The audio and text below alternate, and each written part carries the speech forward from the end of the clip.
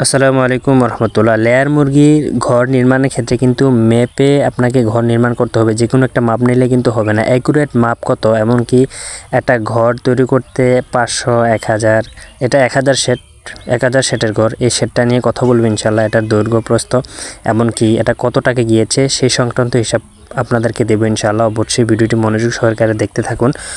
আসুন, আপনার প্রথমে লক্ষ্য করতে হবে, যদি আপনি একটি লেয়ার মুরগির খামার দেন তাহলে কিন্তু আপনার মাপে সঠিক একটা মাপ আছে, সেই মাপে কিন্তু আপনাকে ঘর নির্মাণ করতে হবে। যদি অন্যান্য মুরগি মাংসের জন্য পালেন তাহলে কিন্তু যে কোনো মাপে আপনি দেন না কেন তাহলে কোনো সমস্যা হবে না। অনেকে দ্বিধাদ্বন্দ্ব থাকেন যে আমার এতটুকু জায়গা আছে, আমি লেয়ার মুরগির ঘর শেড তৈরি করতে পারবো কিনা। আসুন, এই ভিডিওটির মাধ্যমে আপনারা জানতে পারেন যে আপনার যে জায়গা আছে, একটি খামার করতে চাচ্ছেন, সেই জায়গা অনুযায়ী আপনি খামারটা করতে পারবেন কিনা, এমনকি সব কিছুই খামার সংক্রান্ত সব কিছুই থাকছে এই ভিডিওতে। আসুন প্রথমে বলি, এই গড়টা হচ্ছে 1000 বিশিষ্ট গড়। সেটা হচ্ছে আমার এক শুভাকাঙ্ক্ষী পাঠিয়েছেন, শুভ ভাই, বরিশাল থেকে। উনি আমার ভিডিও দেখে এই গড়টা নির্মাণ করেছেন। আমার কিন্তু লেয়ার মুরগির গড় মাপের আগের একটা ভিডিও আছে, আপনারা চাইলেও দেখতে পারেন। তারপরেও এটা যেহেতু দেখছেন, আমার মনে হয় না যে আর ওটা প্রয়োজন হবে। আমি শর্টকাট কথা বলছি। এখন আসুন, একটা লেয়ার মুরগির দুই সারি বিশিষ্ট বাংলা খাঁচা আপনারা ব্যবহার করেন তাহলে প্রস্থ সবসময় 24 ফুট দিতে হবে। এর কম দিলে হবে না, এটা জেনে রাখেন। যদি আপনারা চায়না সিস্টেমের খাঁচা দেন তাহলে কম দিতে পারেন, সমস্যা নেই, বাংলা সিস্টেমে হবে না। আর যদি মাঝখানে পিলার দেন 25 ফুট হলে ভালো হয়। লক্ষ্য রাখুন, যদি মাঝখানে আপনারা পিলার দেন খামারের তাহলে প্রস্থ সবসময় 25 ফুট দিবেন। আর যদি মাঝখানে পিলার না দেন তাহলে প্রস্থ সবসময় 24 ফুট রাখার চেষ্টা করবেন। 24 ফুটে হয়ে যাবে ইনশাল্লাহ। বাইরে মাঝখানে কিন্তু পিলার দিয়েছেন, এর জন্য এটার প্রস্থ হচ্ছে 25 ফুট। আর এটা যেহেতু 1000 মুরগির ঘর, এটার দৈর্ঘ্য 50 ফুট, 50 থেকে 52 ফুট আপনারা রাখবেন। তাহলে কিন্তু আপনাদের 1000 মুরগি ঘর তৈরি করতে পারবেন। আপনারা 52 ফুটে রাখার চেষ্টা করেন, 50 থেকে 52 ফুট রাখার চেষ্টা করেন। একটু বেশি স্পেস থাকলে আপনাদের চলাচলের সুবিধা হবে। তো এখন আসুন, এটা মূলত মাপটা আসুন, এই যে ড্রেন করেছে, এই যে ড্রেনের যে মাপগুলো আছে সেই মাপগুলো আপনাদেরকে হিসাব দেই। এখন আসুন, এই যে ড্রেনটা, এই যে দেখুন, আমি আপনাকে মার্ক দিয়ে দেখিয়ে নিচ্ছি। এই যে ড্রেনটা হচ্ছে 6 ফুটের বেশি আপনারা কখনোই দিবেন না। কারণ কি, একটা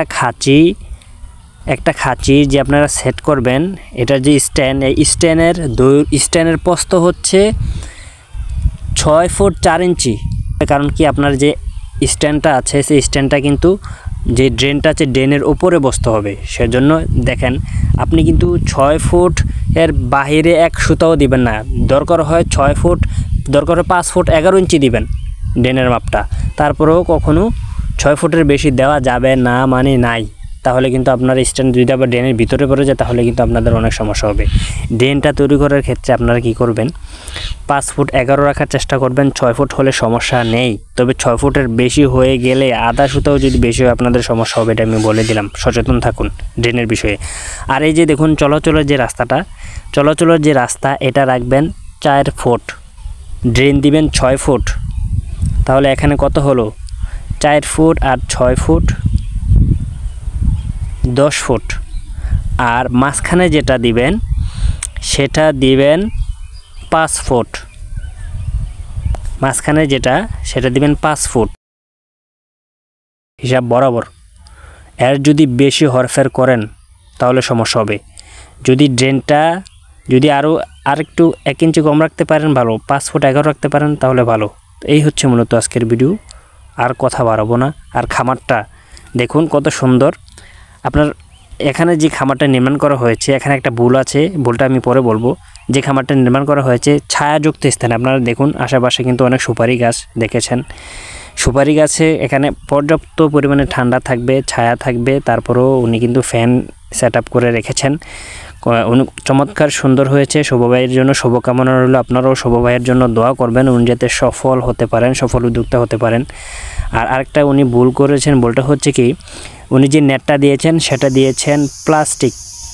অনেক হিংস্র কুকুর বা শেয়াল যদি থাকে, বনবিড়াল যদি থাকে, কামড়িয়ে এই প্লাস্টিকের নেট ছিঁড়ে ফেলতে পারে। আপনারা তারের নেটগুলো দেওয়ার চেষ্টা করবেন। সুব্রত ভাই ইনশাল্লাহ আশা করি সামনে এটা খেয়াল রাখবেন, তারের নেট দিবেন। ও হ্যাঁ, এই ঘরটা তৈরি করতে মোট টোটালি 3 লক্ষ টাকা খরচ হয়েছে। এই ঘরটা নির্মাণ করতে প্রায় 3 লক্ষ টাকা খরচ হয়েছে। তো উনি 3,10,000 বলেছেন, আপনারা 3 লক্ষর ভিতরে ইনশাআল্লাহ পেরে যাবেন 1000 শেড। তো এই হচ্ছে মূলত আজকের ভিডিও। সকলে ভালো থাকুন, সুস্থ থাকুন, ভিডিও পোল্ট্রি ফার্মের সাথেই থাকুন। দেখা হবে পরবর্তী কোনো নতুন ভিডিওতে। আসসালামু আলাইকুম ওয়া রাহমাতুল্লাহ।